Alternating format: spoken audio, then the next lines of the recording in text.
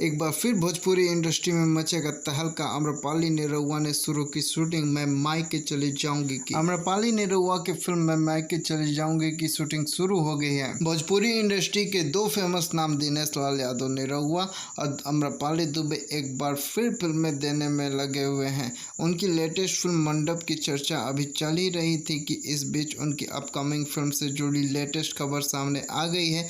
जी हाँ, जल्दी निरहुआ और आम्रपाली दुबे मैं मायके चले जाऊंगी में दिखाई देने वाले हैं।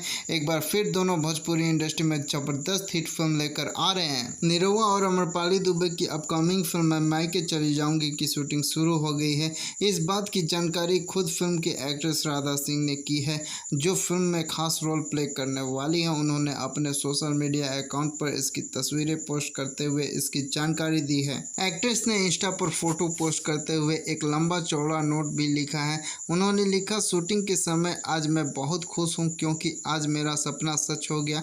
मुझे दिनेश लाल यादव जी और आम्रपाली दुबे जी के साथ स्क्रीन शेयर करने का मौका मिला।